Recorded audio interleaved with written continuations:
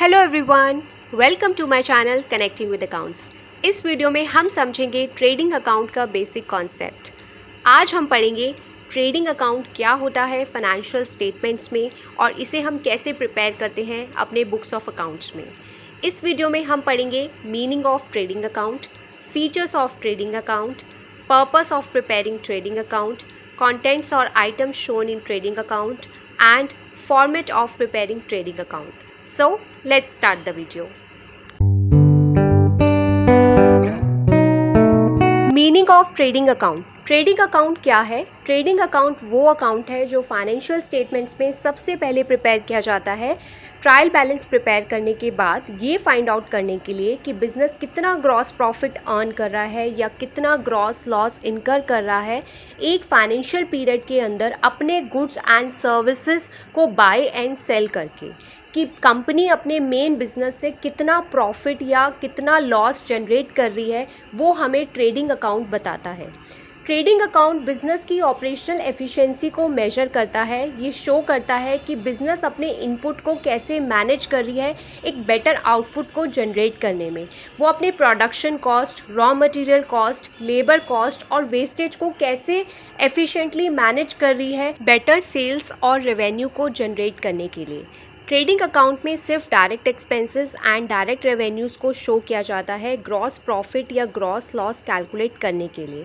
Features of trading account. अब हम समझेंगे ट्रेडिंग अकाउंट के क्या फीचर्स हैं, क्या कैरेक्टरिस्टिक्स हैं। First, trading account first account है जो फाइनेंशियल स्टेटमेंट्स में प्रिपेयर किया जाता है ट्रायल बैलेंस प्रिपेयर करने के बाद।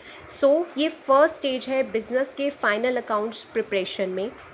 सेकेंड, ट्रेडिंग अकाउंट बिजनेस को हेल्प करता है ग्रॉस प्रॉफिट या ग्रॉस लॉस कैलकुलेट करने में, जो भी उसने goods and services buy and sell करे हैं एक फाइनेंशियल पीरियड के अंदर।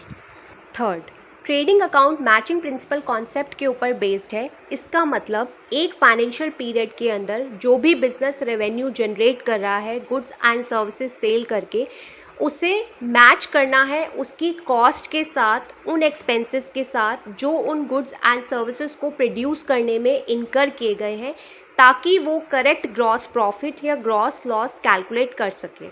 फोर्थ, ट्रेडिंग अकाउंट में कौन सी आइटम शो की जाती है ग्रॉस प्रॉफिट या ग्रॉस लॉस कैलकुलेट करने के लिए? वो है purchases, sales, opening stock, closing stock and direct expenses. ये सारी आइटम्स कहाँ शो की जाती है ट्रेडिंग अकाउंट में, ये हम आगे की वीडियो में ट्रेडिंग अकाउंट के फॉर्मेट में समझेंगे। फिफ्थ, जो ट्रेडिंग अकाउंट का बैलेंस होता है, चाहे वो ग्रॉस प्रॉफिट हो या ग्रॉस लॉस हो, उसे हम प्रॉफिट एंड लॉस अकाउंट में ट्रांसफ़र करते हैं, शिफ्ट करते हैं बिजनेस का नेट प्रॉफिट या नेट लॉस को कैलकुलेट करने के लिए। Purpose of preparing trading account. अब हम समझेंगे ट्रेडिंग अकाउंट को बनाने का क्या पर्पस है, क्या ऑब्जेक्टिव्स हैं, क्यों बनाते हैं हम trading account. First, to determine gross profit और ग्रॉस लॉस। ट्रेडिंग अकाउंट का मेन ऑब्जेक्टिव है बिजनेस के ग्रॉस प्रॉफिट या ग्रॉस लॉस को कैलकुलेट करना, जो भी वो जनरेट कर रहा है अपने मेन बिजनेस से, अपने बाइंग एंड सेलिंग एक्टिविटीज़ से, जो फर्दर हेल्प करते हैं बिजनेस को उसका नेट प्रॉफिट और नेट लॉस को कैलकुलेट करने में। Second, to give information on direct expenses and direct revenues. Trading account business को उसके direct expenses and direct revenues की डिटेल प्रोवाइड करता है कि किसी भी फाइनेंशियल पीरियड में बिजनेस ने कितने डायरेक्ट एक्सपेंसेस इनकर करे हैं और कितना डायरेक्ट रेवेन्यू जनरेट किया है। डायरेक्ट एक्सपेंसेस वो एक्सपेंसेस हैं जो गुड्स एंड सर्विस की प्रोडक्शन एंड मैन्युफैक्चरिंग से डायरेक्टली रिलेटेड होते हैं। For example, factory rent, cartage, freight, wages, electricity, fuel charges etcetera. और डायरेक्ट रेवेन्यूज़ वो रेवेन्यू है जो बिजनेस अपने गुड्स एंड सर्विसेज को सेल करके अर्न कर रहा है। Third, to evaluate cost efficiency of the business. Trading account business की ऑपरेशनल एफिशिएंसी को इंडिकेट करता है, मेजर करता है। ये शो करता है कि बिजनेस ऑपरेशनली कैसा परफॉर्म कर रहा है, कैसे वो अपने डायरेक्ट एक्सपेंसेस और manufacturing cost like production cost, raw material cost, labour cost और वेस्टेज को कैसे एफिशिएंटली मैनेज कर रहा है बेटर सेल्स और आउटपुट को जनरेट करने के लिए। Fourth, to decide on pricing strategies. Trading account की हेल्प से बिजनेस को अपने गुड्स एंड सर्विसेज की टोटल कॉस्ट के बारे में पता चलता है। उन्हें पता चलता है कि जो भी गुड्स एंड सर्विसेज वो प्रोड्यूस कर रहे हैं, उन्हें प्रोड्यूस करने में उनकी कितनी कॉस्ट लगी है, कितने एक्सपेंसेस इनकर हुए हैं या उन्हें कितने लॉसेस हुए हैं। इन्हीं कॉस्ट के बेसिस पर मैनेजमेंट एंड ओनर्स डिसाइड करते हैं कि वो अपने प्रोडक्ट्स एंड सर्विसेज का मार्केट के अंदर क्या प्राइस सेट करेंगे जो कॉम्पिटिटिव हो, कस्टमर्स के लिए अट्रैक्टिव हो और बिजनेस के लिए प्रॉफिटेबल हो। सो ये थे हमारे objectives of preparing trading account. Gross profit और ग्रॉस लॉस कैलकुलेट करना, direct expenses and direct revenues की इन्फॉर्मेशन प्रोवाइड करना, बिजनेस की कॉस्ट और ऑपरेशनल एफिशिएंसी मेजर करना और मैनेजमेंट को हेल्प करना प्राइसिंग स्ट्रैटेजीज डिसाइड करने में। अब हम पढ़ेंगे कंटेंट्स और items shown in trading account. Trading account के अंदर कौन कौन सी आइटम्स शो की जाती है और कहाँ पर शो की जाती है। जैसे कि हमें पता है कि हर अकाउंट की दो साइड्स होती है, एक होती है डेबिट साइड, दूसरी होती है क्रेडिट साइड। सबसे पहले हम समझेंगे ट्रेडिंग अकाउंट की डेबिट साइड पर कौन कौन सी आइटम शो की जाती हैं। फर्स्ट, ओपनिंग स्टॉक और इन्वेंट्री। ओपनिंग स्टॉक वो स्टॉक है जो बिजनेस के पास फाइनेंशियल ईयर के स्टार्टिंग में, बिगनिंग में होता है। इसके अंदर opening stock of raw materials, work in progress and finish goods आता है। वर्क इन प्रोग्रेस वो गुड्स हैं जो फिनिश नहीं हुए, कंप्लीट नहीं हुए, जिनके ऊपर अभी काम चल रहा है। Second, purchases and purchases return. Purchases होती है बिजनेस की टोटल बाइंग, जो भी goods and raw materials business purchase करता है फर्दर ट्रेड या सेल करने के लिए। और परचेजेस रिटर्न होती है जब बिजनेस सप्लायर से गुड्स खरीदता है, अब वो उन्हें वापस कर रहा है, मे बी वो डिफेक्टिव हो या बिजनेस को नहीं चाहिए। सो ट्रेडिंग अकाउंट में हम टोटल परचेजेस में से परचेजेस रिटर्न को माइनस करके नेट परचेजेस शो करते हैं डेबिट साइड पर। Third, direct expenses. Direct expenses वो एक्सपेंसेस है, वो खर्चे हैं जो डायरेक्टली गुड्स एंड सर्विसेज की मैन्युफैक्चरिंग और प्रोडक्शन एक्टिविटी से रिलेटेड होते हैं, जो गुड्स एंड सर्विसेज को प्रोड्यूस करने में हेल्प करते हैं। फॉर एग्जांपल, कैरेज और फ्रेट और cartage inwards, wages and salaries of labour, power, electricity and fuel charges, factory rent, duty on purchases, royalties and consumable stores. So ये थी हमारी आइटम्स जो ट्रेडिंग अकाउंट के डेबिट साइड पर show की जाती है। अब हम समझेंगे ट्रेडिंग अकाउंट के क्रेडिट साइड पर कौन कौन सी आइटम्स शो की जाती हैं। First, sales and sales return.